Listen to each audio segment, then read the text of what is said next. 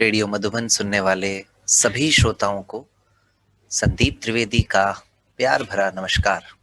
श्रोताओं, एक बार फिर हाजिर हूं आप सबके लिए हमराही का कारवां लेकर के। और आज हम चलते चलते 27वें एपिसोड में आ गए हैं। आप सब जानते हैं कि ये कार्यक्रम दिव्यांग साथियों के वैवाहिक जीवन में आने वाली चुनौतियों को मद्देनजर रखते हुए तैयार किया गया। और कई बार आप सब कहते हैं ना कि काफी कुछ हमने समझ लिया है, काफी कुछ हमने सुन लिया है। वैवाहिक जीवन में जो भी बातें आती हैं लगभग वो सब तो आ गई हैं इस कार्यक्रम में। लेकिन श्रोताओं, ऐसा नहीं है। जिंदगी को किसी एक कार्यक्रम में या किसी एक बिंदु पर सीमित कर पाना इतना आसान नहीं है।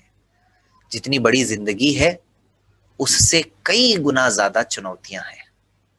आज का कार्यक्रम भी कुछ ऐसा ही है। श्रोताओं, जब ऊपर वाला किसी को दिव्यांग बना करके भेजता है तो बात समझ में आती है। जब किसी दुर्घटना में कोई दिव्यांग हो जाता है तो भी हमें समझ में आता है। लेकिन जिस समाज की आप और हम बात करते हैं, जिस समाज में आप और हम रहते हैं, वही समाज अगर किसी हंसते खेलते परिवार को, किसी प्रतिभाशाली व्यक्ति को अगर दिव्यांग बना दे तो फिर आप क्या कहिएगा। और उसके बाद वो संघर्ष 1, 2, 3 नहीं बल्कि सालों साल अगर चलता रहे तो फिर मुझे लगता है कि आप एक बार रुक करके सोचने पर जरूर मजबूर हो जाएंगे। आज का कार्यक्रम भी कुछ ऐसा ही है श्रोताओं। आज के कार्यक्रम में मैं आप सबका जिनसे परिचय करवाने जा रहा हूं उनके बारे में आप अगर एक नाम याद करके जब ढूंढना शुरू करेंगे तो आपको हजारों हजार बातें मिल जाएंगी। मैं बात कर रहा हूं झारखंड की सोनाली मुखर्जी मैम की। यकीन है कि आपने ये नाम शायद पहले कभी ना कभी जरूर सुना होगा। सोनाली जी केबीसी में भी आ चुकी हैं, बीबीसी और न जाने कितने ही न्यूज पोर्टल, कितने ही न्यूज चैनल्स। और उनके संघर्ष की दास्तान अगर आप सुनेंगे तो फिर शायद यकीन है कि आप सब अपने आप को कभी कोसेंगे नहीं, बल्कि आपके अंदर वो हिम्मत आ जाएगी जिसकी कभी आपने कल्पना नहीं की थी। और इन सब के बावजूद एक शख्स निकल करके आता है और वो जो किसी भी व्यक्ति के लिए जरूरी होता है, किसी का जीवन साथी बनना, किसी के जिंदगी में खुशियों का आना, किसी का हमराही बनना, वो काम भी सोनाली मैम की कहानी में हुआ है। और वो शख्स हैं चितरंजन तिवारी जी। आज का कार्यक्रम श्रोताओं इतना महत्वपूर्ण है, इसीलिए मुझे इतनी सारी भूमिका बनानी पड़ी। लेकिन मुझे नहीं पता कि मैं अपनी भूमिका में कहां तक न्याय कर पाता हूं या कर पाया हूं। लेकिन स्वागत करते हैं सोनाली मुखर्जी मैम और चितरंजन तिवारी सर का रेडियो मधुबन के इस विशेष मंच पर। स्वागत है मैम और सर आप दोनों का। Thank you. जी धन्यवाद। तो सोनाली मैम, आप थोड़ा सा अपने बारे में हमारे सुनने वालों को बताइए। हमने तो बताया, लेकिन बहुत कुछ हमने नहीं भी बताया। आप ही अपनी आवाज में हमारे सुनने वालों को आप बताइए कि आप आज क्या कर रही हैं और कहाँ हैं आजकल आप।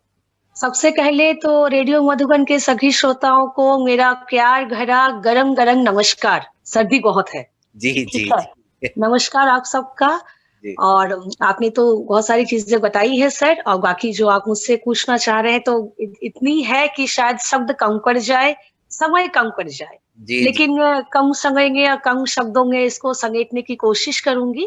जी। तो मेरा नाम तो आपने बताया, मैं झारखंड की रहने वाली हूँ, बोकारो की।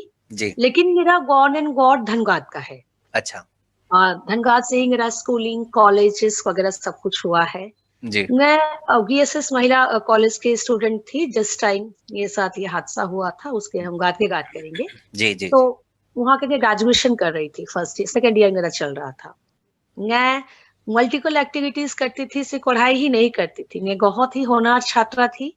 अपने कॉलेज में मैं प्रेसिडेंट थी एंड मैं कॉलेज फर्स्ट ईयर में मैंने कॉलेज टॉप किया था सोशियोलॉजी ऑनर्स में।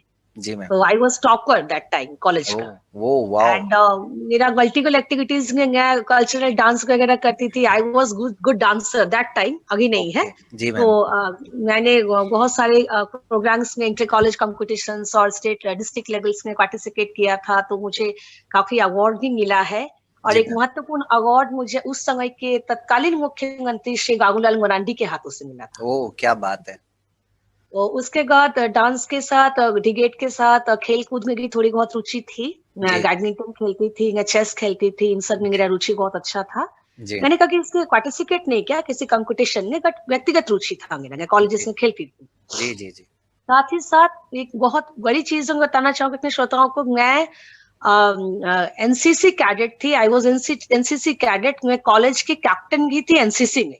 क्या तो बात। मैं 5 झारखंड गर्ल्स बटालियन को मैं रिप्रेजेंट करती थी जब स्टेट लेवल के और नेशनल लेवल के कैंप्स लगते थे एनसीसी के।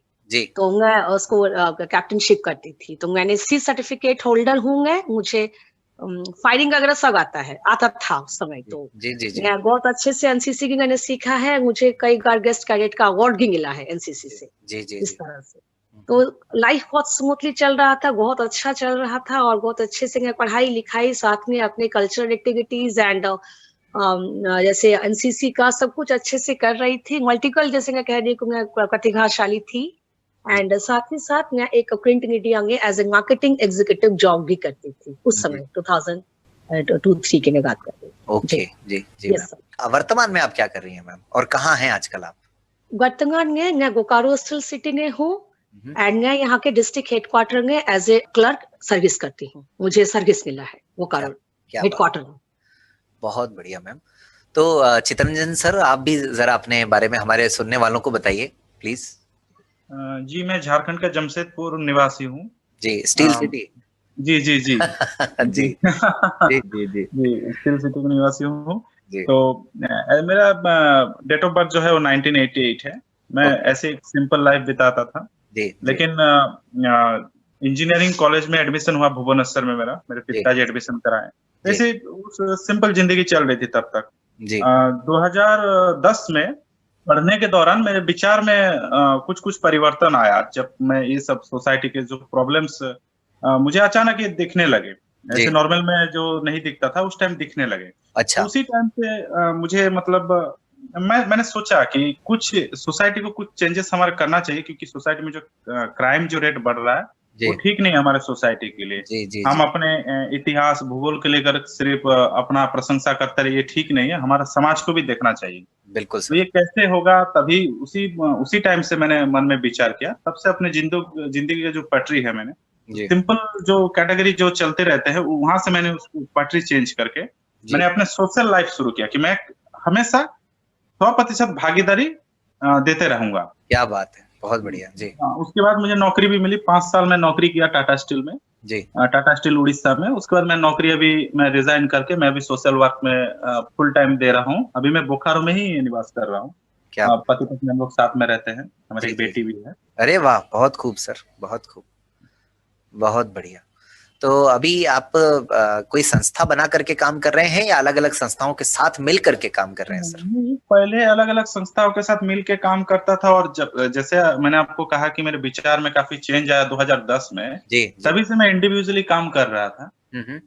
किन्नर समाज के लिए काम कर रहा था, जी दिव्यांग के लिए काम कर रहा था, लेकिन उतना हो नहीं पा रहा था जितना अपने सामर्थ्य और समय के हिसाब से जो कर रहा था, क्योंकि मैं उस टाइम पढ़ाई और जॉब दोनों कर रहा था। बिल्कुल सर। उसके बाद 2000 आपका 19 में मैंने जॉब रिजाइन किया। उसके बाद हम लोगों ने एक संस्था को जी। प्लेटफॉर्म पे लाया। अभी हमारा एक संस्था चल रही है, उसका नाम है उच्च शिखर चैरिटेबल फाउंडेशन। उच्च शिखर चैरिटेबल जी फाउंडेशन। क्या बात। जी बहुत जी खूब, बहुत खूब। तो चितरंजन सर, जी मैं आप ही से शुरू करूंगा। मैम की तो जी कहानी चूंकि मुझे पूछनी ही है, और वो उसमें तो बहुत सारे पहलू निकल करके आएंगे, जी लेकिन समाज के लिए काम करने की भावना जागृत होना एक बात है, जी लेकिन किसी ऐसे व्यक्ति का हाथ थामने के लिए आगे आना जिसको समाज तो क्या, सरकार और सभी ने छोड़ दिया एक तरह से, जी। ये कैसे संभव हुआ सर? देखिए सर, ये एक बहुत महत्वपूर्ण बात है। इसको मैं आपको स्टेप बाय स्टेप 4-5 स्टेप में हाँ, मैं हाँ। समझाता हूँ। बिल्कुल सर, बिल्कुल, बिल्कुल। आप चाहे कितने भी बात कर ले गवर्नमेंट का, समाज का, लेकिन जो विवाह होता है वो बहुत डिफिकल्ट चीज होता है। ये बिल्कुल कोई सही है आसान सर। चीज नहीं होती है। जी, ये तो आप जानते ही हैं कि ये इसका फैसला लेना उतना आसान नहीं होता है। इसमें कुछ-कुछ जगहों में समाज का भी हिस्सेदारी है और कुछ-कुछ जगह में लोग पूरे पर्सनल लेते हैं इसको कि ये मेरा मैटर है। ठीक बात और है। कुछ-कुछ जगह पूरे परिवार और समाज के दायित्व होता है कि लड़के-लड़की का शादी कराने का। बिल्कुल सर, इसमें गवर्नमेंट, समाज, कोई संस्था इसमें जबरदस्ती नहीं कर सकती है। नहीं एक कर ऐसा चीज़ है, क्योंकि रहना है तो आप ही को ना, आप अपने चाहे लड़का और लड़की हो जो शादी करते हैं, बिल्कुल, पति-पत्नी जो रहते हैं जी, उसमें बाहर से सपोर्ट भले करे, लेकिन रहना है आप ही को, दोनों को, आप ही को रहना पति-पत्नी। है। बिल्कुल सही है हाँ, सर। तो ये समाज और गवर्नमेंट इसमें कुछ नहीं कर सकते। लाखों करोड़ों रुपया मतलब ढाल ले, लेकिन कुछ नहीं कर सकेंगे। ये जी, एक होता है कि आपसी मतलब मतलब एक चलता है, कहता है ना कि गाड़ी का 2 पहिया है। जी, तो ये जी, जो पहलू है इसको समझना ज़रूरी है कि ये जब अपने अंदर से जब तक परिवर्तन नहीं आएगा, जी, तब तक ऐसा सोच पनपेगा नहीं। जैसे मैंने आपको कहा कि 2010 से मेरा मन में परिवर्तन हुआ। जी। 2010 से आप मुझे जो चीज़ के लिए मुझे सवाल कर रहे हैं, इसका मतलब मैंने कुछ स्पेशल सोचा, तभी तो आप मेरा इंटरव्यू ले रहे हैं, एग्ज़ैक्टली ज़ाहिर-सी बात है। बिल्कुल सही है लेकिन सर। 2010 के पहले मैं सिंपल सोचता था, जैसे और सोचते हैं। हुँ, हुँ, 2010 के बाद मैंने सोचना शुरू किया इस लेवल पे, हुँ। और ये फैसला लेते-लेते मुझे टाइम लगा करीब-करीब 5 साल। 5 साल का, जी, जी, हमारी शादी जो हुई थी वो 2015 में। जी, 2015 लेकिन का। ये जो 5 साल का जो हाँ, 2000 जो 5 साल जो समय लगा, उसमें अपने मन को परिवर्तन करने के लिए समय लगा, इसके लिए पूरा तैयार करने के लिए।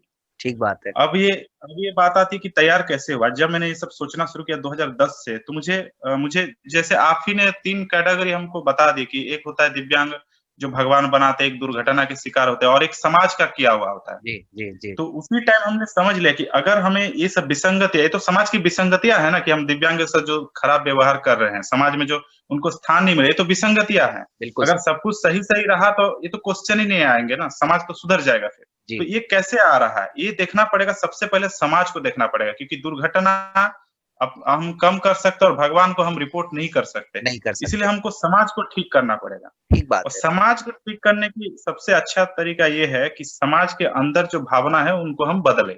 जी, तो ये सबसे सबसे बड़ा मैटर ये है कि जैसे मान लीजिए कोई दिव्यांग होता है, हम ये नहीं कह रहे कि दिव्यांग के साथ शादी करना है, दिव्यांग को मदद करना, हम ये नहीं कह रहे। जी, जब कोई लव की बात आती है, लव अफेयर्स, तो एक जी, दिव्यांग के साथ दिव्यांग को भी प्यार होना चाहिए। ठीक है, जी, हो सकता है, हो सकता है। चलते-चलते हो गया, कॉलेज में पढ़ते-पढ़ते हो गया। पढ़ते-पढ़ते हो गया, लेकिन बिल्कुल। अगर अगर हाँ, किसी लड़का-लड़की को अगर प्यार हो जाए, जी, ठीक है, और उसमें दिव्यांगता बीच में नहीं आने चाहिए, ये जी। सबसे बड़ा पहलू ये है। सबसे बड़ा पहलू है। अगर आप हाँ, ये मैंने तो ये सोच के किया, ये तो मेरा अलग बात है कि हाँ, मैं ऐसे करूँगा, वो तो हुँ, अलग मैटर है, वो मैं आपको बाद में बताऊँगा। जी, लेकिन जैसे मान लीजिए कि जब जब लड़का-लड़की अगर किसी को फ़ोन में प्यार हो जाता है, जी, मान लीजिए कि वो एक-दूसरे को नहीं बताते अपने बारे में, जी, बाद में पता चलता है कि दोनों में से एक दिव्यांग है।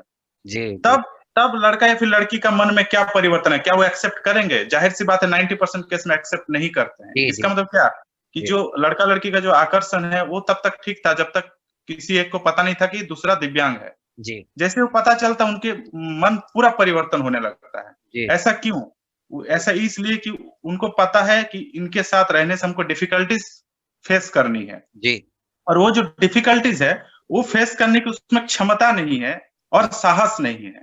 वो जी, दोनों जगाना होगा सबसे पहले। देखिए, आप जैसे कह रहे थे ना कि दिव्यांग की तो मदद हर कोई करता है, लेकिन जब जहाँ विवाह की बात आती है, लड़का-लड़की के देने की बात आती है, जी, जी, तब प्रॉब्लम होती है। वो क्यों आती है? जी। क्योंकि उसमें जो धैर्य चाहिए, उसमें जो आत्मसम्मान चाहिए, उसमें जो जो साहस चाहिए, साहस चाहिए, जी, वो जी, नहीं है ना। वो जैसे नहीं। मान लीजिए कि अगर कोई बाप मान भी लेता है कि हाँ, मेरा बेटा के साथ किसी दिव्यांग की शादी कराएँगे, तो उनका मन में ये ख़्याल आएगा कि हमारे लिए तो बहू आएगी, तो बहू कुछ काम नहीं कर पाएगा, हम ही उल्टा सेवा करेंगे। जी, तो बिल्कुल वहाँ सही पर कह वो आदमी पीछे हो जाएगा। रहे हैं। जी, लड़का कैसे पीछे हो जाएगा कि लोग क्या कहेंगे?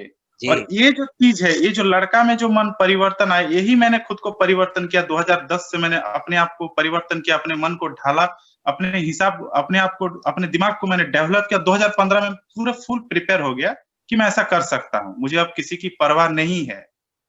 तो वाक़ई में ये सर बहुत मैंने ये पर्सनली किया, लेकिन ये अगर सोशली हो, लोग अगर सोसाइटी में लोग परिवर्तन लाए, जी, लोगों को अगर कमेंट करना बंद कर दे, लोग जी, अगर प्रोत्साहन करें कि नहीं अच्छा किया, आपने अच्छा किया, जी जी देखिए जी दिव्यांगों को जी, कभी जी, सहायता मदद इस टाइप का वर्ड नहीं चाहिए। दिव्यांगों को चाहिए कि सहयात्री बने, मतलब बिल्कुल, आप सपोर्ट कीजिए मेरा। दिव्यांग कभी नहीं कहते कि आप मेरे को दया दिखाए, वो जी, चाहते कि सपोर्ट करें। उनमें जो स्किल्स है, उनमें जो भावना है, जी, उनमें जो सम्मान है, उनमें जो आत्मविश्वास है, उनको जी। आप दिखाने का मौका दीजिए। उनका जो दिव्यांगता है उनको आड़े मत आने दीजिए। आड़े मत आने दीजिए, उनको हाँ, समझिए, उनको समझिए, उनको इग्नोर कीजिए, उनका दिव्यांगता को इग्नोर कीजिए। इग्नोर कीजिए। जी हाँ, जी हाँ, हाँ, जी हाँ, जी हाँ। यही यही बात है, यही तो मेन चीज। सर आपकी मुलाकात मैम से 2010 में हो गई थी या बाद में हुई थी?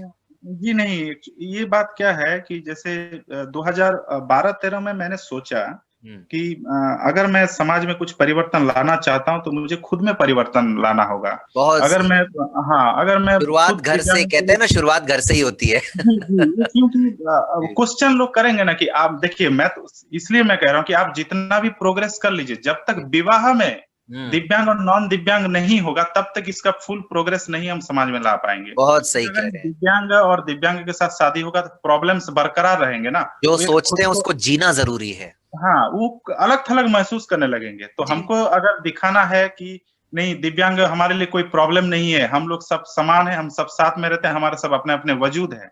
ये जी, तभी हम करेंगे जब हम उसको एक बाउंड्री की तरह नहीं लेंगे कि नहीं ये दिव्यांग है, तो ये काम नहीं कर सकते। ऐसा हम सोचेंगे ही नहीं। जी, जी, कल को अगर दिव्यांग एक एयर इंडिया का पायलट भी बनता है तो उस दिन हम मानेंगे कि दिव्यांग उच्च शिखर में गए।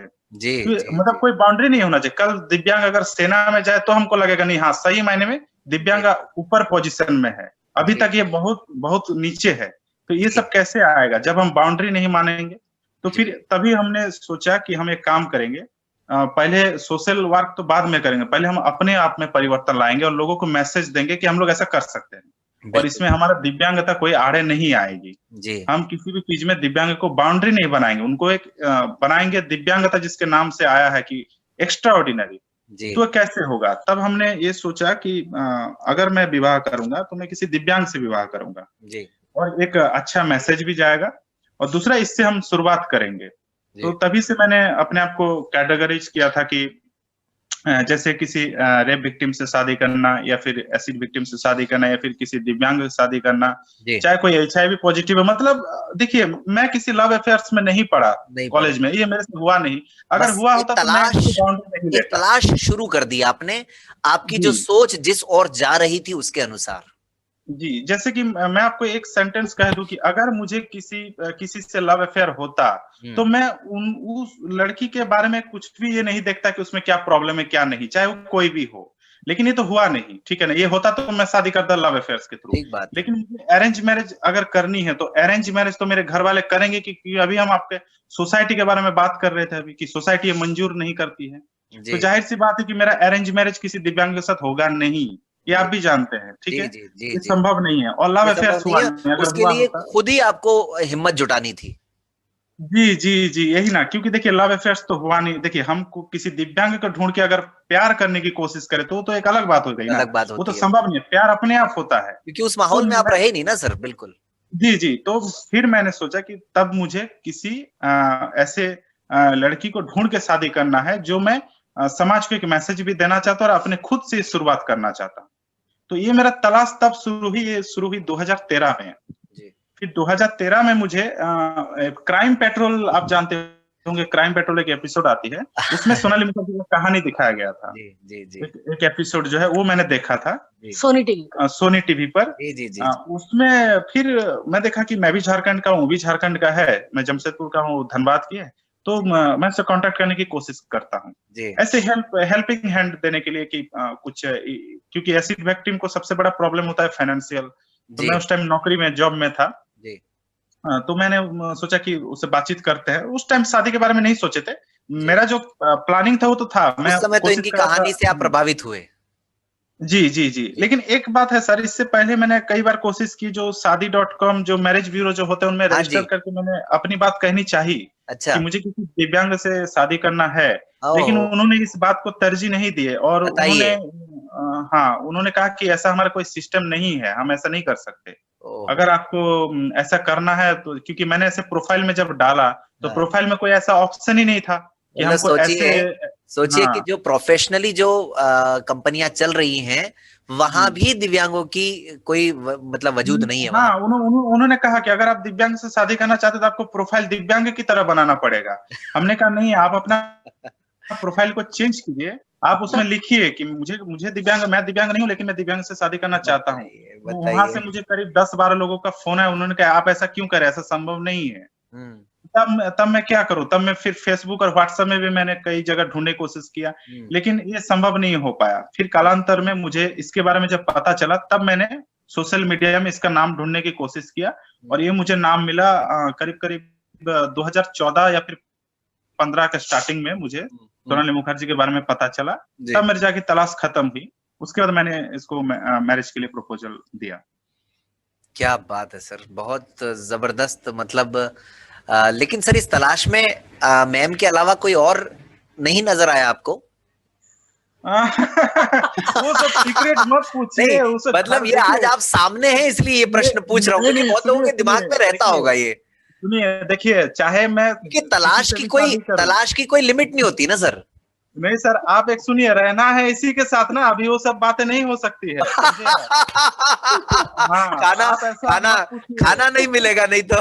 हाँ, देखिए, चाहे आप हमारे इंटरव्यू, लेकिन हम भी पति पत्नी का वही प्रॉब्लम है जो दूसरे का होता है। लेकिन विश्वास, आप दोनों का जो विश्वास है वो सब बातों पर भारी है। बहुत बहुत बढ़िया सर। और सर मैंने अपने पत्नी को आगे पीछे सभी स्टोरी मैं उसको बता चुका हूँ, ठीक है, क्योंकि मेरे मन में जब झूठ नहीं है, मैं सब कुछ सच बता चुका हूँ। बहुत जरूरी है सर, ये बहुत जरूरी है, ये विश्वास। लेकिन मैं वो सब नाम में सर आपको नहीं बता सकता, हमेशा के लिए सीक्रेट ही रहने दीजिए। नहीं, हम नहीं पूछेंगे सर, क्योंकि हमें मैम की भी कहानी को सुनना है।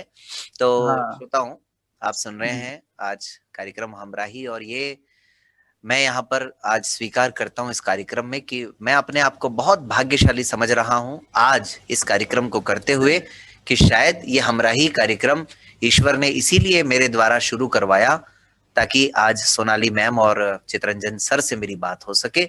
मेरे लिए बहुत गर्व की बात है ये, क्योंकि अमिताभ बच्चन के सामने जो जाकर के आ गए वो आज हमारे शो में है, तो इसलिए इससे ज्यादा गर्व की बात क्या हो सकती है।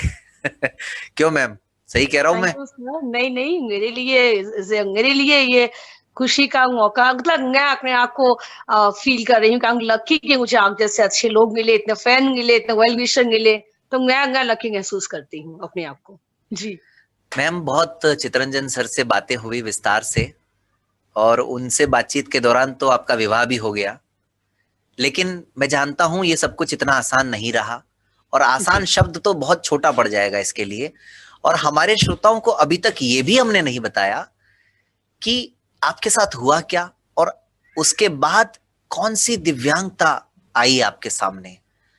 तो थोड़ा सा मैम जैसे संभव हो हमारे श्रोताओं को आप अपने तरीके से बताइए प्लीज।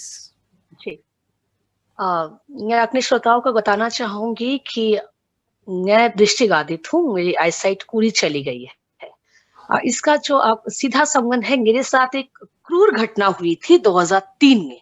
जी। मैं जैसे बता रही हूँ कि कॉलेज में इतनी होनहार स्टूडेंट थी, मल्टीपल जैसे काम करती थी, एंड पढ़ाई लिखाई में अव्वल, एनसीसी में, हर चीज में, और ईश्वर ने वो खूबसूरती की दी थी जो आज नहीं है।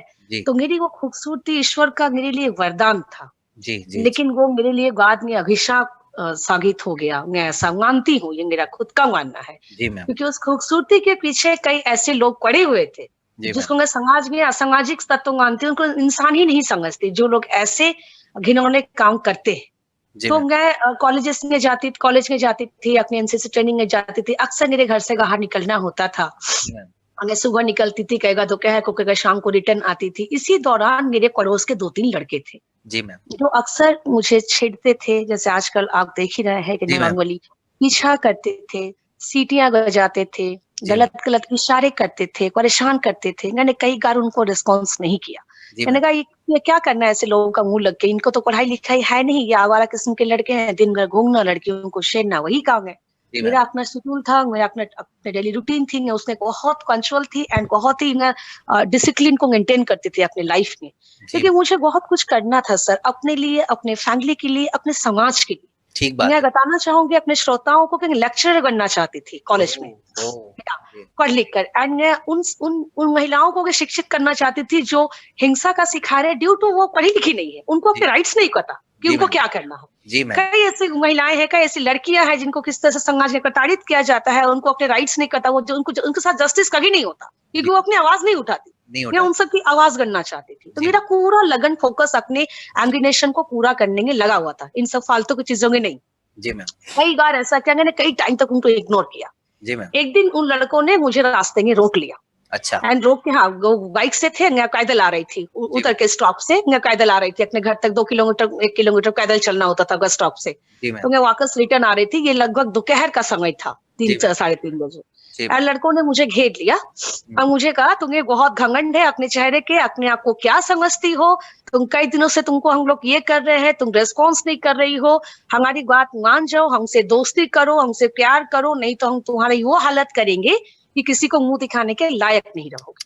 ये उन्होंने मुझे ऐसे डराने की कोशिश की। अब मैं तो डरने वाली थी नहीं मैम। मैंने जब अपने हाथों में बंदूक ले लिया था एनसीसी में, उस समय से अंदर के डर का भाग चुका था। बिल्कुल सही है मैम। यस, तो गोलियां चलाती थी और एक जोश की आता था जब वर्दी पहनती थी एनसीसी का, तो मन में जोश आता था, एनर्जी थी,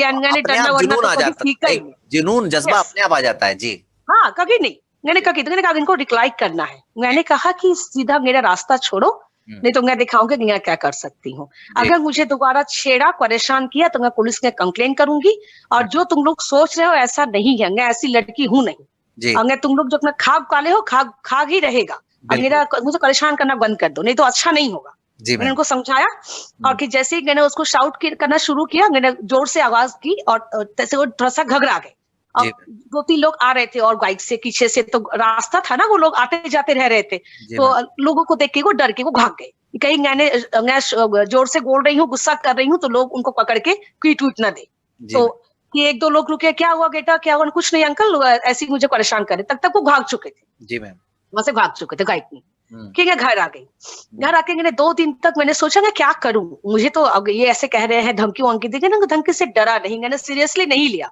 मुझे नहीं पता था कि उनकी धमकी इस कदर आज मेरी जिंदगी बदल देगी। तो मैंने अपने पापा से कहा, मैंने पहले नहीं कहा था, जब ये 2-3-4 महीने से ऐसा कर रहे थे, पीछा कर रहे थे, परेशान कर रहे थे, कि मैं पापा से कहूंगी, मम्मी से, तो इनको लगेगा अरे बेटी बाहर जा रही है, कहीं कुछ डर जाएंगे वो, और मेरा बाहर जाना बंद कर देंगे, मेरा स्कूल, मेरा कॉलेज, मेरा एनसीसी सब बंद हो जाएगा। ये कहीं मन में आया था कि कहीं वो डर के मेरा सब बंद न कर दे। तो लेकिन जब ये आज रोक के मुझे इस तरह से धमकी वमकी दिया, तो मुझे लगा कि पापा से ये बात कहूँ, करनी चाहिए। तो मैंने करनी चाहिए, क्योंकि अब ना बात थोड़ा आगे निकल गया है।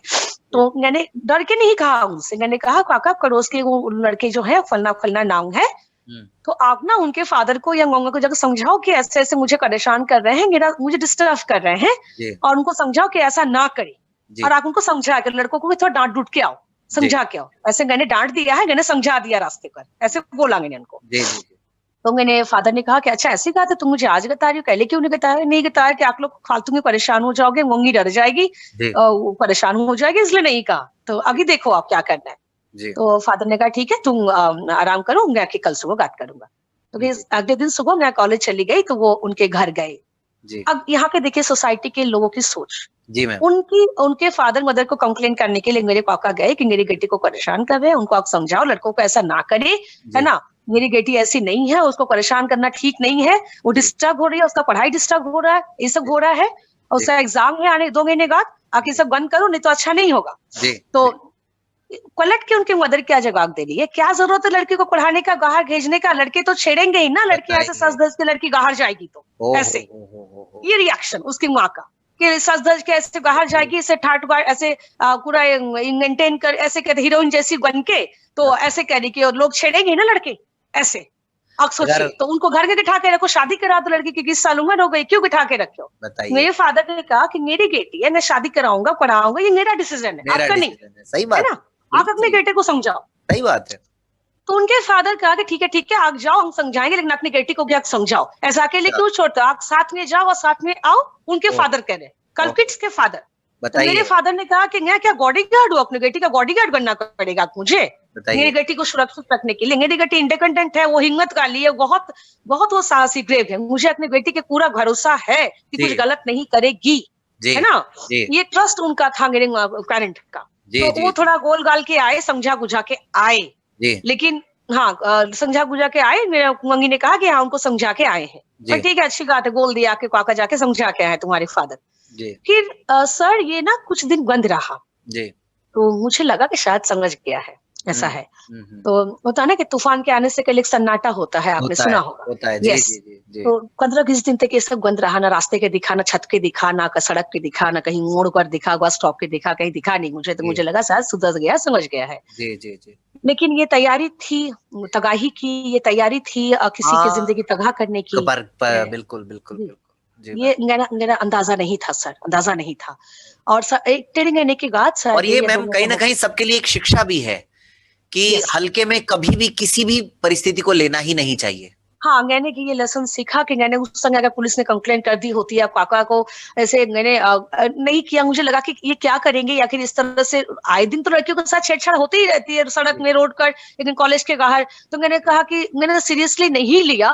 मैंने अगर मैं सीरियसली लेती या पुलिस ने कंप्लेंट करती तो शायद सर आज मेरी जिंदगी गज जाती, मेरी आंखें गज जाती, मैं जो कहना चाहती हूँ। तो मुझसे गलती की हुई, मैंने उसको मुझे लगा कि शायद सब ठीक हो गया। 15-20 दिन तक तो मुझे वो लड़के दिखे नहीं, एंड मुझे लगा सब ठीक हो गया, सर उनके पेरेंट ने समझाया है उनको, तो अब सुधर गए होंगे। लेकिन वो प्लानिंग कर रहे थे कैसे मुझसे बदला लिया जाए, और उसी प्लानिंग का हिस्सा था कि एक रात छत पर हम लोग सोए हुए थे, गर्मी का मौसम था, इट वॉज आपका 22 अप्रैल, उसमें गर्मी पड़ जाती है सर। यस, बिल्कुल पड़ जाती है। 2003, हाँ जी। और हमारे घर में लाइट नहीं थी, कट गई थी उस समय, तो बिजली की समस्या हर जगह होती थी, कट चुकी थी। हाँ, और हम लोग छत पे ही ज्यादा सोते ताकि आराम से सो सके रात को, और सुबह के ट्यूशन है कि कॉलेज है, सारा कुछ अपना काम है, तो डिस्टर्ब ना हो। तो छत पे हम लोग सोए हुए थे, एंड रात को 2 बजे रात को वो 2-3 लड़के मेरे छत पर आए, कहीं कहीं से आने का रास्ता था, सीढ़ी उड़ी बनाकर छत पे आए। कोई प्लानिंग कर रहे थे, रेखी किया था कैसे जाना है, कैसे क्या करना है, वो सब तो उन्होंने तय कर रखा था जी, नहीं कर रखा था। और उसके बाद क्या, छत के आके एक लड़का छत पे था, एक लड़का नीचे था। एक लड़का देख रहा था कि कहीं से कोई आ जा तो नहीं रहा है, रात को 1:30-2 बजे, गर्मी का मौसम है, लोग बाहर निकलते की है, तो मॉनिटरिंग कर रहा था। इससे से 3 लड़के मिलकर मतलब पूरी एक जग थी स्टील वाली सर, एसिड की जग सर, और एसिड से पूरा मुझे सर नहला दिया, कह सकते पूरी सर डाल दी। और उसके बाद मैं आपको शायद क्या बताऊं कि पूरी जग डालने के बाद मेरा चेहरा, बॉडी, आंखें कैसे झुलसा, और वो जो चलन, वो जो दर्द, शायद ही मैं बयां कर सकूं या अपने श्रोताओं को समझा सकूं। मैम इसका एहसास भी नहीं कर सकता कोई भी आपके सिवा मैम। वो जो मुझे लगा सर कि जलते हुए कोयले के भट्टी में मुझे हमने देखा, हमने कई चैनल्स वगैरह में भी देखा, आपकी सिस्टर पे भी थोड़ा सा असर हुआ था उसका। एक्चुअली मेरे साथ ही सोई हुई थी मेरी सिस्टर, तो उसने ना मेरे जैसे ना पेट पर हाथ रखा था, सीने पर, तो वो अपने मुझे पकड़ के सोई हुई थी। छोटी थी वो, 10-11 साल की थी, तो उसने मुझे पकड़ के सोया था, और हम दोनों ने एक ही चादर ओढ़ी थी, हल्का ओढ़ा था, हल्की हल्की ठंड लग रही थी, तो हल्का सा चादर ओढ़ा था। तो उसके दौरान मेरे सिस्टर के पैर और हाथ में लगा था, क्योंकि उन्होंने मुझे नीचे से ऊपर तक डाला था ना, तो पूरा मेरी बहन का हाथ और एक पैर में पूरा लगा था मेरी बहन को। मेरे फादर भी साथ में सोए हुए थे, उनको भी छींटे लगे थे, जैसे मैं उठ के छटकटाने लगी ना सर, छींटने लगी, हाथ पांव को पूरा छटकटाने लगी, तो मेरी जो बॉडी में इतने एसिड जो तरल होता है, छींटे ना उनके, मेरे काका ने आज आके मुझे पकड़ा, तो उनको पूरा लग गया छींटा उठा इस तरह से। एंड बाय लक कि मेरे यंगर ब्रदर और मेरी माँ उस वक्त मौजूद नहीं थी छत पे, वो लोग किसी शादी समारोह को अटेंड करने गए थे, नहीं तो आज मेरा पूरा परिवार उस आग में जल चुका। पूरे परिवार, वाकई सही कह रहे हैं मैम। और ये भी उनको भी कहीं ना कहीं रहा होगा कि 2-3 लोग ही हैं आज घर में। उनको पता था 3 दिन से मेरी माँ, मेरा भाई नहीं है। इतने 18 सालों बाद जब मैं सुन रहा हूँ तो मैं अपने आंसुओं को नहीं रोक पा रहा हूँ मैम। लेकिन आपने तो एक एक पल जिया है इस सब को, बहुत शब्द नहीं है मेरे पास। और बावजूद इसके ये सारी बातें सबके सामने हैं, लेकिन हमने देखा कि मामूली सी सजाएं मिली, वो लोग छूट गए, एक तो नाबालिग होने की वजह से छूट गए, ये सारी बातें तो ऑन रिकॉर्ड हैं अब तो। लेकिन जब सिस्टम इस तरह से किसी को लाचार बना देता है तो उसके बाद तो फिर मतलब इंसान की हिम्मत जवाब दे देती है। और मैं बताना चाहता हूँ श्रोताओं कि सोनाली जी ने भी एक बार 2012 में हमारे महामहिम राष्ट्रपति जी से इच्छा मृत्यु तक की गुहार लगाई थी, क्योंकि सिस्टम ने इनको इस हालत में छोड़ दिया था, इतना मजबूर कर दिया था। लेकिन उस सब से आप निकल करके आए मैम। मैं उस पूरे संघर्ष के बारे में जितनी बातें करें उतना कम है, लेकिन मैम आप अपनी रिकवरी के बारे में थोड़ा सा बताइए हमारे सुनने वालों को। रिकवरी इतना आसान नहीं था सर। 70% डीप गन, चेहरा पूरा जल जाना, आंखें पूरी, आईलिड्स नहीं, नोज, चीक, चिन, फोरहेड से लेके एक ईयर मेरी नहीं है, मेरे एक कान की हियरिंग कम हो गई, पूरा नेक से लेके आपका चेस्ट, ब्रेस्ट, मेरा पीछे बैक एंड फोरहेड से लेके आपका स्कैल्प पूरा जल गया था, पूरा डीप गन सर। और इतना ज्यादा जला था कि रिकवरी के लिए दो डॉक्टरों ने तो एडमिट करने के लिए मना किया, रिकवरी के बाद तुम गाद पे करेंगे। मेरी जो सिचुएशन थी उसी हालत में काका मैं बेहोश हो गई, छींक छींक के। दर्द को नहीं करता मैं बताना चाहूंगी। पूरे कपड़े से लेके पूरा जो हमारा वेडिंग तक बिछौना भी सब जल चुका था। और मेरे फादर ने मुझे बेहोशी की हालत में गोदी में उठा के मुझे हॉस्पिटल जैसे तैसे ले आया। किसी की आवाज दी पड़ोसियों को, किसी की गाड़ी में बिठा के रात में फिर हॉस्पिटल ले आए, सदर हॉस्पिटल। वहां के आके मुझे तो उन्होंने कहा कि हमारे पास तो ना डॉक्टर है रात में, ना हमारे पास कोई सुविधा है, आप दूसरे बड़े हॉस्पिटल में ले जाओ। तो जैसे तैसे दूसरे हॉस्पिटल गए, उन्होंने भी वहां के वैसे ही पानी वानी डाल के थोड़ा सा क्रीम वगैरह लगा दिया। कहा हमारे पास तो स्पेशलिस्ट डॉक्टर है, गवर्न आईसीयू नहीं है, आप उनको धनबाद के केस बता रहे, सदर हॉस्पिटल में डॉक्टर नहीं सर इमरजेंसी को हैंडल करने के लिए। वैसी तड़कती झुलसती और दर्द के कराती मैं यहाँ से वहां से वहां हॉस्पिटल घूमती रही। एंड फिर जाके फाइनली मुझे सुबह डिस्चार्ज किया गया। धनबाद सेंट्रल हॉस्पिटल बहुत बड़ा हॉस्पिटल है, उनके डॉक्टर ने डिस्चार्ज बना दिया कि यह केस आउट ऑफ कंट्रोल है, लड़की की डेथ किसी भी टाइम हो सकती है। हम सांस नहीं ले पा रहे थे, पूरा खून निकल चुका था, बॉडी पूरा मतलब निस्तेज हो गया था। मतलब बस सांसें चल रही थी, किसी के वक्त तो बंद हो जाती सर, और कुछ नहीं था, बस सांसें थी। लेकिन कहते हैं ना कि ईश्वर के हाथों में सब होता है, हमारे हाथ में तो कुछ नहीं है। माँ पिताजी से रो रो के खाली ईश्वर को बुला रहे थे। और वहां से एम्बुलेंस से फिर मुझे दोपहर को 2 बजे बोकारो जनरल हॉस्पिटल, जहाँ के वन आईसीयू है, वन के स्पेशलिस्ट डॉक्टर है, जहाँ मैं अभी हूँ, तो बोकारो सिटी का बहुत बड़ा हॉस्पिटल है, यहाँ के रेफर किया गया। और यहाँ के मैं 3 महीना एडमिट रही। 3 महीने के दौरान डॉक्टरों ने सिर्फ मुझे ड्रेसिंग किया और कहा कि हम कोई ऑपरेशन का रिस्क ही नहीं लेंगे, लड़की इस हालत में है ही नहीं कि ऑपरेशन को झेल पाए, तो हम ऑपरेशन का रिस्क नहीं लेंगे। हम जस्ट कोशिश कर रहे हैं कि इसको खाली ब्लड चढ़ाया जाए, ताकि एक तरफ से खून चढ़ रहा है सर, से निकल रहा है 24 घंटा ऑक्सीजन में।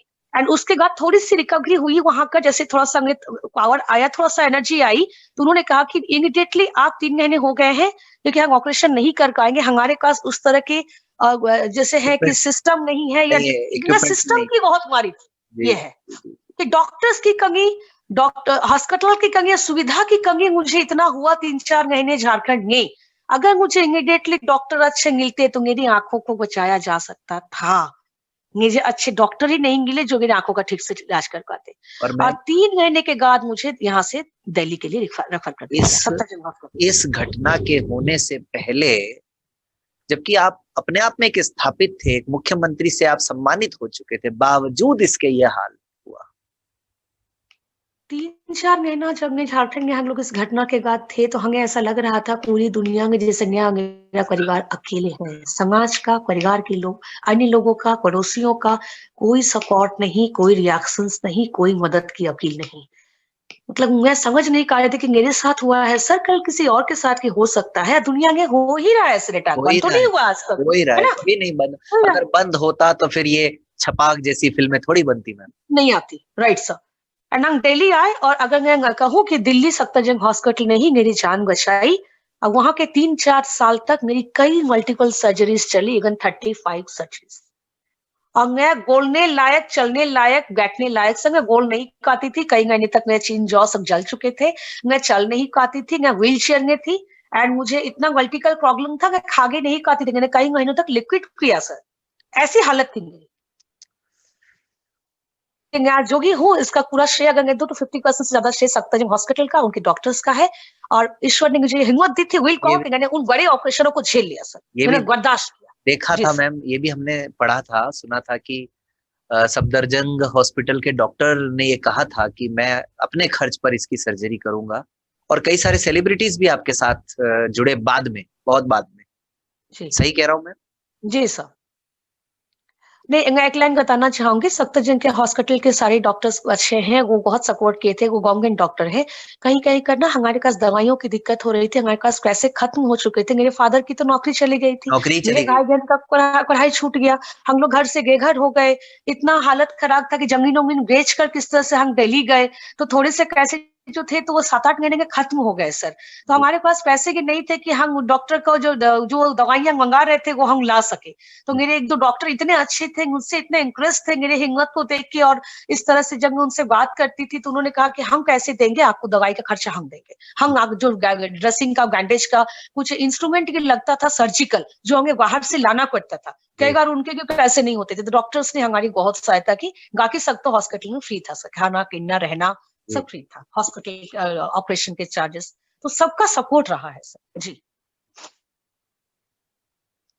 जी सर। लेकिन मैम, आपके जहन में क्या चल रहा था जब आप ये खबरें भी सुनते थे कि एक को तो छोड़ दिया सरकार, मतलब न्यायालय ने, और बाकी को 9-9 साल की ही मामूली सी सजा हुई, उसके बाद जमानत पे भी छूट गए वो लोग। तो कभी आपके कानों तक ये खबरें पड़ती थी या आपको बताया नहीं गया? नहीं, मुझे सारी बातें मेरे फादर ने कभी कुछ नहीं छुपाया, मुझसे सारी बातें शेयर करते थे, और मुझे फादर का सबसे ज्यादा इस दौरान सपोर्ट मिला। तक मेरी शादी नहीं हुई थी, तो उन्होंने बहुत सपोर्ट किया, बहुत उन्होंने मेरे लिए किया है। मेरे भाई बहन तो छोटे थे, वो गाँव ही चले गए, मेरी माँ के साथ वो रहते थे, मेरे फादर ही मेरे साथ दिल्ली गए थे। तो उन्होंने मुझे सारी बातें बताई कि 3 साल वो आरोपी जेल में थे, 3 साल के बाद, लेकिन जो जुवेनाइल था उसको 1 साल के बाद ही कोर्ट ने रिहा कर दिया। वो शॉकिंग था मेरे लिए कि जुवेनाइल, जब क्राइम करने टाइम जुवेनाइल नहीं है, उन्होंने अपने गुनाह को नहीं देखा कि मैंने कितना बड़ा अपराध किया, यही हाल नाबालिग नहीं था। यही हाल निर्भया केस में भी हुआ, यही हाल। जी मैम। निर्भया केस में यही हुआ था। बाकी 2 आरोपी थे, उनको 3 साल के बाद, मैं बताना चाहूंगी अपने श्रोताओं को कि धनबाद सेशन कोर्ट ने, डिस्ट्रिक्ट सेशन कोर्ट ने उन 2 आरोपियों को, जो बालिग थे, उनको 9 साल की सजा सुनाई। 3 साल तक हम लोग कोर्ट केस लड़े सर। मेरे पिताजी अकेले आते थे, उनका सामना करते थे, कई बार बोलते थे भाग जाओ नहीं तो तुम्हारी छोटी बेटी को एसिड डाल देंगे। उनके आरोपियों के भाई और उनके पिता के द्वारा हम लोग को धमकाया जाता था, डराया जाता था, केस विड्रॉ कर लो, कुछ पैसे वैसे दे देंगे, इस तरह का, विड्रॉ कर लो केस। मेरे फादर ने कहा कि जब तक मेरी सांस है मैं लड़ूंगा, और मेरी बेटी भी लड़ेगी, हम केस विड्रॉ नहीं करेंगे, हमें तुम्हारी भीख नहीं चाहिए, मैं दुनिया वालों के सामने हाथ फैलाऊंगा, झोली फैलाऊंगा, तुम्हारा पैसा मुझे नहीं चाहिए। इस तरह से वो पलट कर जवाब देते थे। इस तरह से मेरे फादर को परेशान किया, मेरे घर वालों को उन लोगों ने परेशान किया। हमारे साथ कोई सुरक्षा नहीं था, हम ऐसे ही कोर्ट में जाते थे, आते थे, कोई सिक्योरिटी नहीं थी, जान हथेली के रख के सर के कफन बांधकर। एंड फाइनली 3 साल लड़ने के बाद उन आरोपियों को 9 साल की सजा हुई धनबाद डिस्ट्रिक्ट कोर्ट से। 9 साल।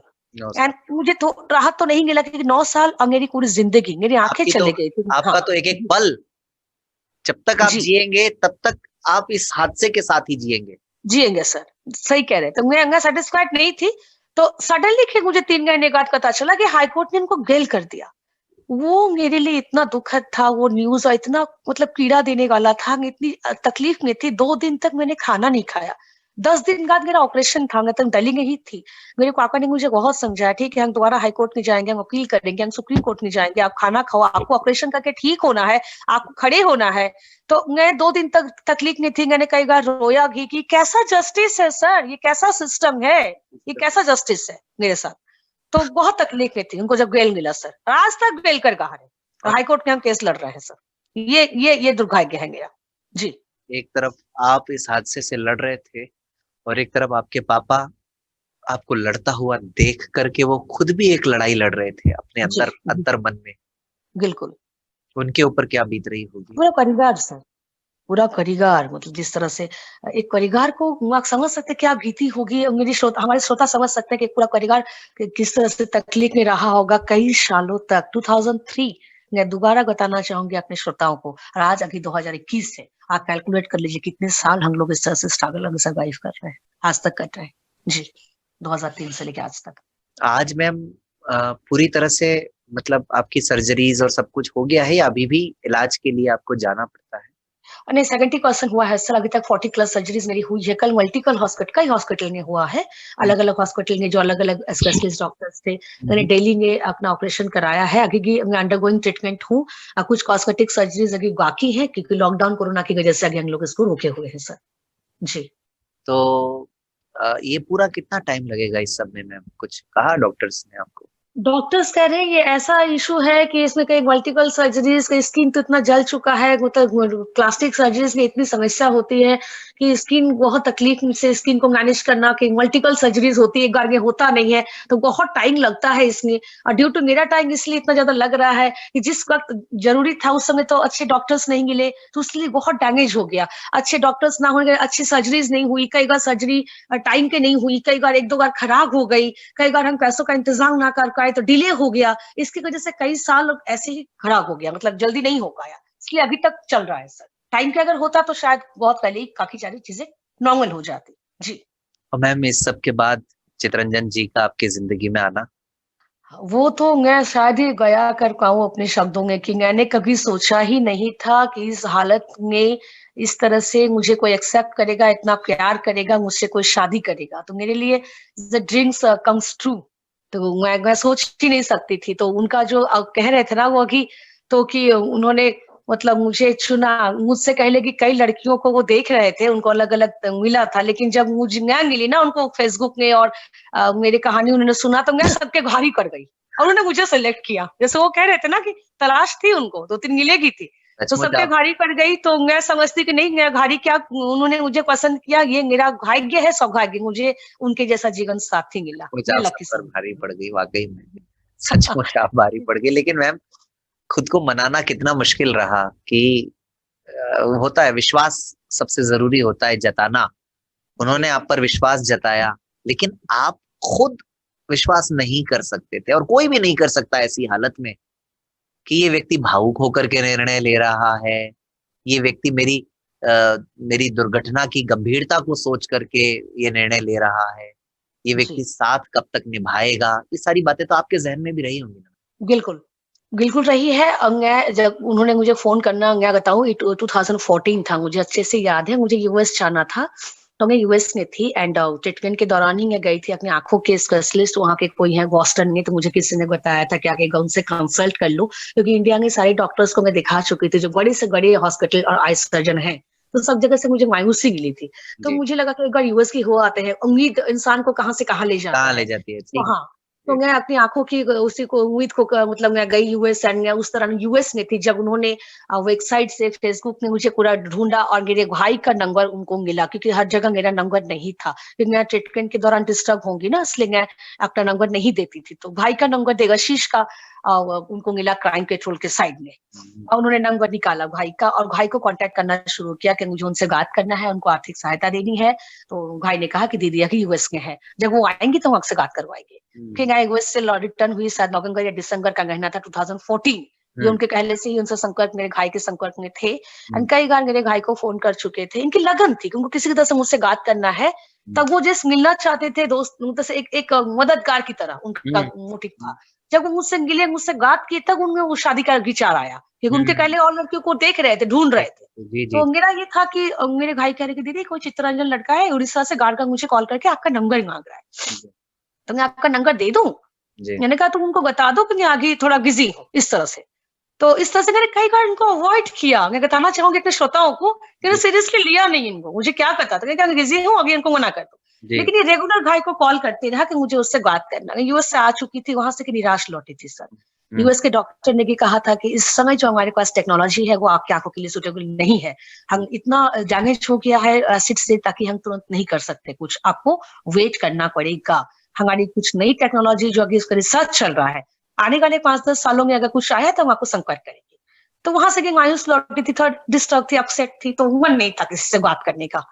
बट इनकी जो लगन थी वो लगन ही है कि एक दिन भाई का दीदी कर लो ना, बहुत अच्छा लड़का है, गाड़ फोन कर रहा है, बात आप कर लो, उनको मैं नंबर दे देता हूँ, दे दो, फिर उनको दे दो नंबर मेरा, ठीक है। एंड कि उन्होंने मुझे फोन किया, दोपहर का टाइम था, फोन किया तो ऐसी बातचीत हुई। तो मैं तो जैसे बात कर रही हूँ वैसे ही करती हूँ, ये धीरे धीरे मुझसे बात कर रहे थे, थोड़ा सा सहंग सहंग के पता नहीं क्या रिएक्ट करेगी, क्या बोलेगी, इस जी। तरह की है, क्योंकि इन्होंने इतना मेरे बारे में पढ़ चुके थे ना इतना, कि जी, ये जी, ग्रेट है, इतना अवार्ड मिला है, ये वो, पता थोड़ा सा मूडी की है, जी। सारी चीजें तो मैंने कहा नहीं बताइए, खुल के बताइए। मैंने इनको थोड़ा पैसेज दिया तो फिर अच्छे से बात की कि मैं बहुत ऐसे ऐसे आपको देखा, मुझे बहुत दुख लगा, एंड मैं आपके बारे में सब कुछ पढ़ा हूँ, तो मुझे आपको सहायता करनी है ना, सहायता कीजिए। मैंने अकाउंट में फॉरवर्ड कर दिया, उन्होंने कुछ हेल्प भेजी थी मुझे ट्रीटमेंट के लिए, इस तरह जी, से अपनी सैलरी पूरा भेज दी, 1 महीने की जी। पूरी सैलरी मुझे भेज दी। अच्छा, ओहो हो। हाँ, पूरे 1 महीने की सैलरी भेज दी। फिर जी, उन्हें वो लोग फोन करते रहे, मेरा हालचाल लेते रहे, ऐसे ही हालचाल का दौरान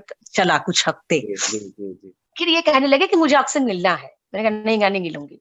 हुँ। एकदम जबरदस्ती जिद कर ली कि मुझे आपसे मिलना है, कि नहीं मुझे मिलने का टाइम नहीं है, तब तक मुझे सर्विस मिल चुका था सर, 2014 में मुझे सर्विस मिल गया अच्छा, था। तब तक हाँ, सर्विस मिल चुका था। और उस समय इलेक्शन का चल रहा था, 2014 में मोदी दौर पूरा, 14 का इलेक्शन का पूरा था, चल जी, रहा था। जी, जी, तो जी। उस समय शायद लोकसभा इलेक्शन का पूरा चल रहा था। हाँ जी, हाँ जी, हाँ, हाँ जी। तो मैंने इनको काफी समय टाइम नहीं, नहीं मिलूंगी, मैं बिजी हूँ काम पे, ऐसे करके कई बार अवॉइड किया। एकदम जिद कर करके मुझे मिलना है, मिलना है। फिर हुँ, मैंने कहा क्या काम क्या है बताओ ना, मिलके क्या करोगे आप, तो मुझे मिलके क्या करोगे? तो जी, कि मुझे नहीं, हाँ मुझे आपसे कुछ पर्सनल बात जी, करनी है। मैंने जी, पर्सनल बात है किस तरह की? तो मैंने कहा बताओ, नहीं फोन के नहीं, मिल कर, नहीं नहीं मिलूंगी नहीं, आप फोन कर ही बताओ। मैंने हुँ, इनको बहुत टाला, कई महीने तक तो मिलने ही नहीं दिया, कई का गोकारो आना चाहते थे मिलने के लिए, मिल के बताऊंगा आपको, तो क्या बताओगे, नहीं आप ऐसे ही बोलो, ऐसे ही बोलो। फिर जाके एक दिन उनको लगा कि नहीं ये तो मिलने का टाइम नहीं दे रही, इनको फोन के ही बताता हूँ। हुँ। फिर उन्होंने फ़ोन पे मुझसे कहा कि हम दोनों बातचीत करते थे, तो उनको मेरी बातचीत से प्रभावित हुए, मेरे बारे में पहले से उनको पता था, तो कुछ बताने की ज़रूरत नहीं थी। जी, जी, उन्होंने ऐसे-ऐसे बोला कि मेरा ऐसा मन है कि कई सालों से सोच रहा हूँ कि मैं ऐसे ही दिव्यांग या एसिडिक लड़के से शादी करूँगा, तो मैं आपसे शादी करना चाहता हूँ। मैं एकदम से इनको फायर हो गई। ना आपने ओह! मुझे समझा, हाउ डेयर यू करके आपने समझा क्या है? एकदम से भड़क गई है। तो मैंने कहा शादी क्या ऐसे ही खेल है, शादी करेंगे, मैं आपको जानती ना पहचानती, सही है। मुझे आपकी ट्रस्ट ही नहीं है जैसे आपने सवाल किया। मैं ऐसे 1-2 महीने से फ़ोन से बात कर रही हूँ, मैं जानती कि नहीं, और शादी वाला डिसीज़न तो मैंने जीवन में ये कहूँगा आपको या अपने श्रोताओं को, मुझे शादी नहीं करना था। क्योंकि ना लड़कों के मैं और ट्रस्ट नहीं कर पा रही थी। ठीक बात। अपने पिता भाई को छोड़ के मैं किसी तीसरे लड़के के ट्रस्ट नहीं करती थी। Not good. ये सब जो हुआ था, मैं अंदर से इतनी टूटी हुई थी कि शादी करना, घर बसाना, ये सब तो दूर की कौड़ी, मैंने कभी सोचा ही नहीं था। जी, जी। मेरे बस जुनून था कि मुझे बस अपने लिए जस्टिस चाहिए, उन आरोपियों को, मतलब मैं बताना चाहूंगी कि सिस्टम ने जब इस तरह से किया, जुडिशरी सिस्टम से मैं इतनी नाराज थी कि मुझे ईश्वर से कहती थी कि 1 मिनट के लिए मुझे अपनी आंखें दे दीजिए, अब मैं उनको जाके शूट करके चली आऊंगी। मुझे हुँ। शूटिंग आती थी, हाँ, मैं ये कहती मुझे 1 मिनट के लिए दे दीजिए, फिर आप ले लेना सारी जिंदगी के लिए। जी, जी, तो जी। ये तो पॉसिबल नहीं था, मैं अपने अंदर ही अंदर ये अंतर्मन तो में ये सब सोचती थी बिल्कुल, कि कहीं कहीं की मुझे दिला अगी-कगी मिल जाए ना आँखें, मैं उनको दिलासा शूट कर। अपने आप को दिलासा दिलाने के लिए। जी। जी, मैं अंतर जैसे चलता अंतर्द्वंद चलते रहता था कि लड़ते बिल्कुल, रहते थे बिल्कुल, अपने अंदर के साथ। बिल्कुल। तो मेरा अंदर के जुनून और दूसरे तरह का था, कुछ और करने का, शादी करके घर बसाने का नहीं था।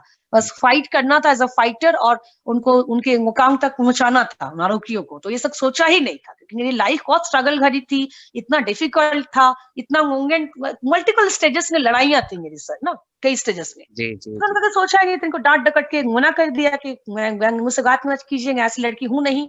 आपने गलत जगह फ़ोन किया है, मैं आपसे शादी नहीं करूँगी। ऐसे-वैसे आप ऐसे डाँट-डूट के दिया, फ़ोन नहीं किया, मतलब फिर मैंने उनसे फ़ोन रिसीव ही नहीं किया। कई बार ना फ़ोन मैसेजेस रिसीव ही नहीं किया। कई हुँ, करते रहे, रेगुलर मुझे फ़ोन मैसेज करते रहे।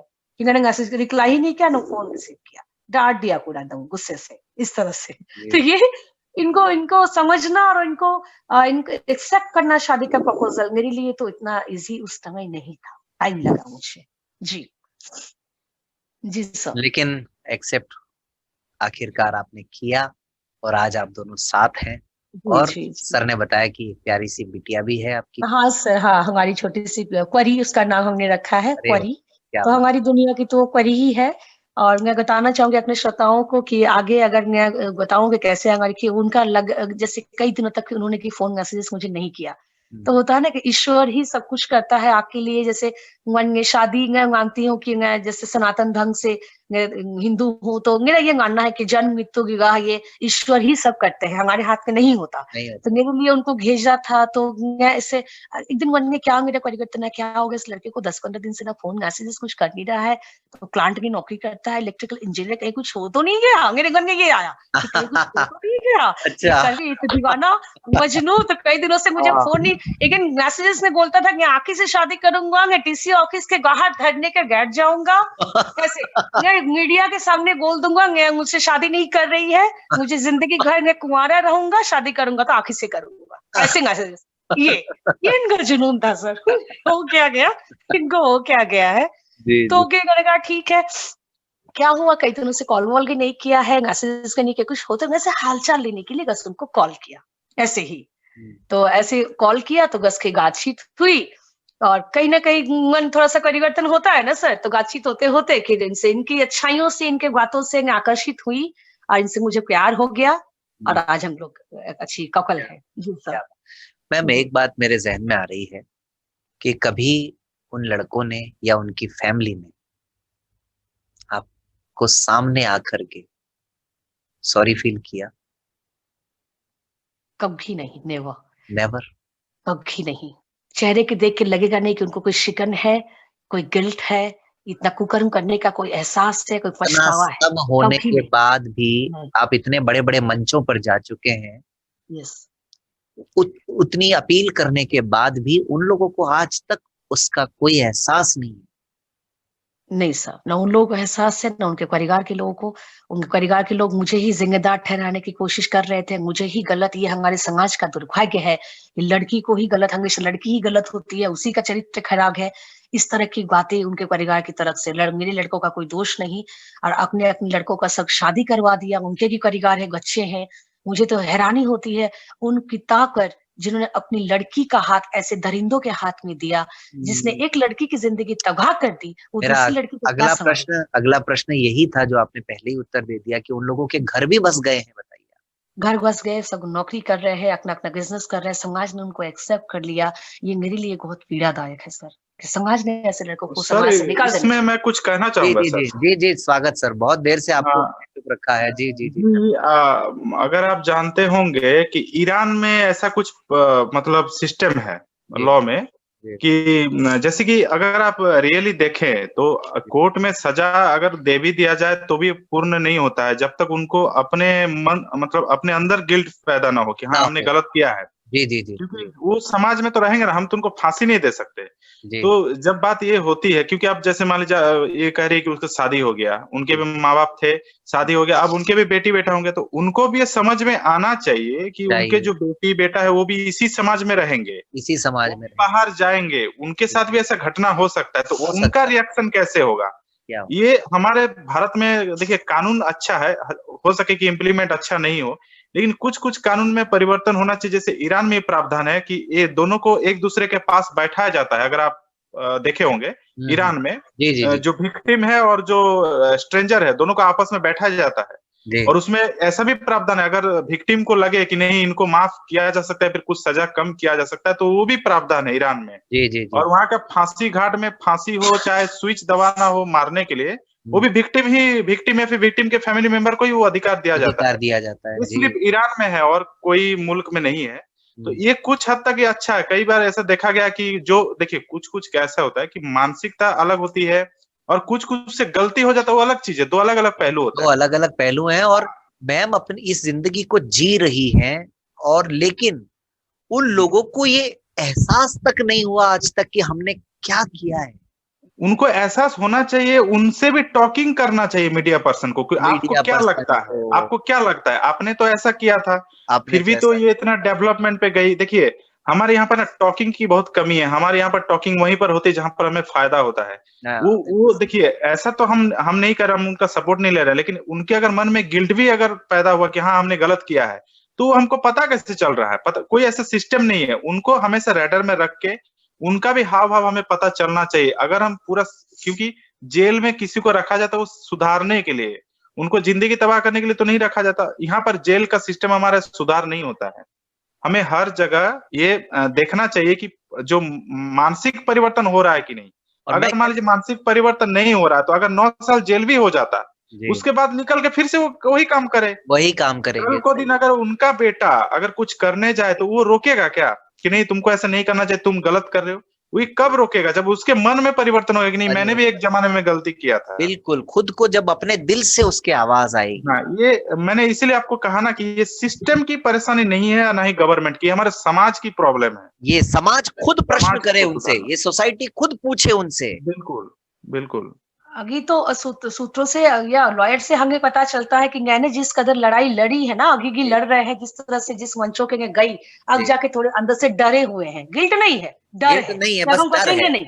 हाँ, क्योंकि अगर हाईकोर्ट से वो छूट गए ना, हाईकोर्ट से 7-8 साल बाहर है, अभी उनको लग रहा है कि कहीं हम वापस के अंदर हम जा सकते हैं, जिस तरह से हम लड़ रहे हैं सर, ये डर आया। तो ये लड़ाई अभी भी जारी है कोर्ट के माध्यम से? सर हाईकोर्ट में पेंडिंग है, हमारा हियरिंग पेंडिंग है जी।